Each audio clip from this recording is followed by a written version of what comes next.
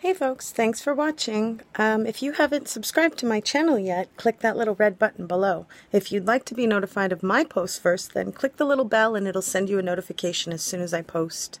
So I'm continuing to follow the story. The National has nicely clipped together some pieces of information for us, and it's quite interesting actually seeing them discuss previous serial killers and the oldest aged one that used to be before Bruce McArthur. And I guess what qualifies you for a serial killer is killing more than one person. So yeah, and considering with all the extra remains that they still have to go through along with all the other evidence sites, he apparently worked at over 30 different houses, so there could be remains, you know, in each one of those places, but they have to eliminate that one by one, right? So kudos to the investigation and how they're handling it. I'm sure it's not easy.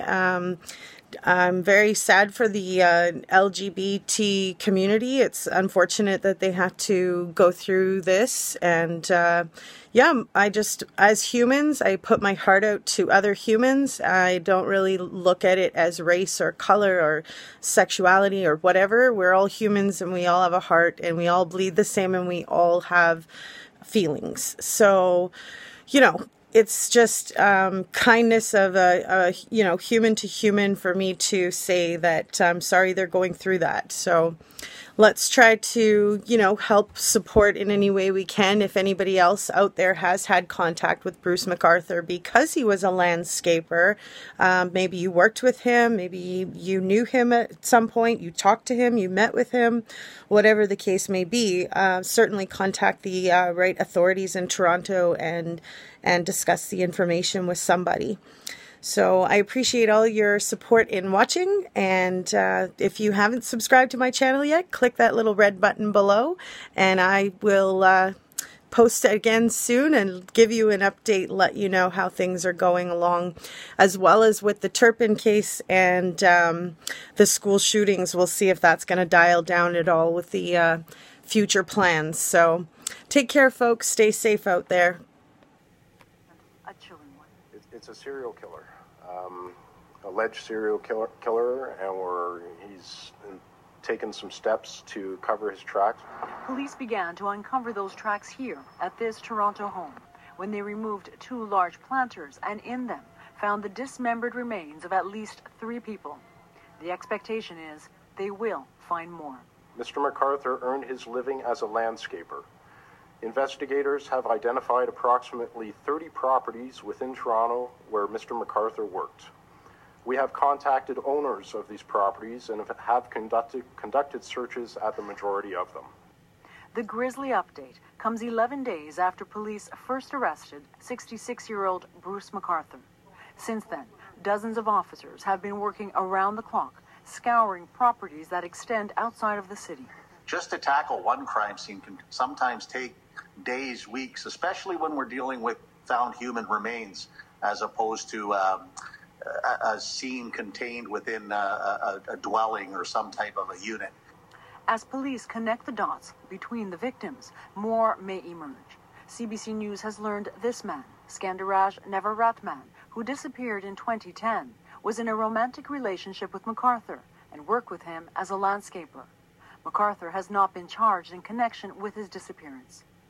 As for McArthur, a picture of who he is still developing. McArthur was married with 2 children in Oshawa, Ontario. When he came out, he moved to Toronto in the early 2000s. In October of 2001, McArthur was charged with assaulting a man with an iron pipe and was later convicted. Part of his sentence required him to stay away from Toronto's gay village. But he remained active on several online dating sites up until days before he was arrested. At his apartment in Toronto, police are still combing for evidence, and residents are still reeling. Doesn't leave me with a good feeling. I think it's pretty horrific. Back at that house where police uncovered those remains, the owner told us she is still in shock. McArthur stored his tools there. In exchange, he took care of Karen Fraser's yard. Fraser has known him for years and also spoke to CBC's As It Happens. But you have to understand, he has been kind, helpful, help with our charity work, doing floral gifts for silent auctions. He went above and beyond what our original agreement was to cut the grass. Fraser says she wants to believe McArthur is innocent, but as police continue to pull back the layers of a suspected serial killer, she admits it's getting harder. Joanna Rumiliotis, CBC News, Toronto. Now, this investigation is expanding. 2 of the victims named today have no known connection to Toronto's gay village, but most of the victims do. And some people in that neighborhood feel the police failed to act sooner because of who the victims were. Ron Charles has reaction from the village. For people in Toronto's gay village, today's confirmation of an alleged serial killer is just starting to sink in. But talk to anyone on the strip here, and there is little surprise at the news. Everyone's been saying that there seems to be a serial killer out there, and it's about time that that this person be found. So I'm relieved that that person has been found, but what took them so long? What took so long is a question on the minds of a lot of LGBT community advocates.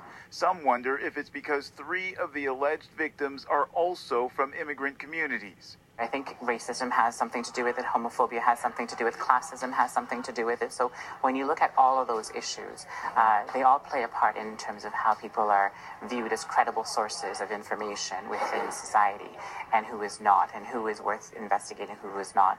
Dean Lissowick, one of the new alleged victims, had no fixed address and lived in the city's homeless shelters, including a couple of week-long stays at the Good Shepherd Centre in the eastern end of downtown Toronto. As Dean hasn't been here for a while, we would have just assumed that he got a hand up somewhere and found somewhere safe where he could live and work and carry on as normal. Another man is Sarush Mahmoodi, whose family reported him missing in 2015. The third man, Majid Kahan, was the only one with clear ties to the LGBT community and the village. He was a regular on the main strip, particularly the Black Eagle Bar, which McArthur is said to have also frequented. Kahan's son reported him missing in October 2012. Police originally investigated his case along with earlier disappearances of 2 other men from the village. Abdul Basir Faisi and Skandaraj Navaratnam were both reported missing in 2010. To me, it's very scary. The whole thing is so staggering. James Dubrow is author of several books on crime in Canada and also has close ties to the LGBT community. He says police failed to properly link the cases early on. They should have put out a massive warning. They should have, I would say they could have, but it's hard to say this, they should have been hot on the trail a lot earlier, certainly by 2012-13. That raises a distressing question for people here in Toronto's gay village and surrounding neighborhoods. Could an earlier police warning have saved lives? Ron Charles, CBC News, Toronto. And Ian, that question of who knew what and when, it's going to be central to all of this moving forward. Well, Andrew, as we just heard, the question many are asking, when did police first believe they were dealing with a serial killer? Let's take a look at how a missing persons case turned into something much more sinister. In October 2012, Majid Kahan goes missing. The following month, Toronto police launched Project Houston, a probe into disappearances in the gay village. It concludes in 2014 without any suspects. Over the next 3 years, 4 more people disappear. Police launch a second probe, Project Prism, in August 2017. And by September, they've already got Bruce McArthur under the microscope. When he sells his van, police are at the auto parts dealer within weeks collecting potential evidence. They had found some blood inside the van. Not large amounts, but small traces. On December 8th, police updated their missing persons investigation and were asked about public concerns one person was responsible. Here's how the chief responded. There's not a serial killer based on the evidence. On January 18th, just over a month later, police arrest McArthur for the murders of Essen and Kinsman. In policing, what we do is we follow the evidence, and what I said at the time that I said was accurate at that time. It's a media definition for serial killer. I'm telling you, he's killed at least 2 people. Today, police are saying what some have been speculating for months. Morning. What kind of case is it? It's a serial killer. Well, for more on this, we're joined by Michael Arnfield, a criminologist at Western University and a former police officer. Michael, there are people who are upset that the Toronto Police Service did not identify their suspect here earlier as a serial killer.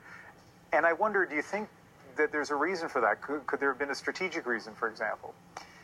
There can often be a strategic reason why the police would hold back information, particularly at that point in the investigation. I mean, we have reason to believe that by that point, the point of that press conference where they're denying the existence of a serial killer, they had McArthur at the very least as a person of interest, if not under constant surveillance. So, again, this is in keeping sort of with standard practices. You wouldn't want to tip him off at that point or ever. So I'm not surprised they withheld that. But some people in the gay community, for example, worry that if there had been a serial killer at large at that point, why didn't they get a warning? Do you think that suggests to you that the Toronto Police Service maybe had eyes on him all the time at that point? I'm satisfied, and I think it's reasonable to infer from the evidence that by that point, they had him under, at the very least, loose surveillance, if not electronic surveillance and 24/7 physical surveillance, and that no other person was in any danger. So time will tell where the investigation was at that point and what the rationale was for making that statement. And at this point, I think we need to focus on these other crime scenes. Let's talk about the victims, and I want to play a clip from earlier today from the lead investigator on victims. As I said, the last two victims that we've identified don't quite fit the profile of the earlier victims. So, and as I said, we don't know how many more victims there are going to be, but it certainly encompasses more than the gay community. It encompasses the city of Toronto. Are you surprised at all that these victims don't fit into a very narrow pattern? I'm not.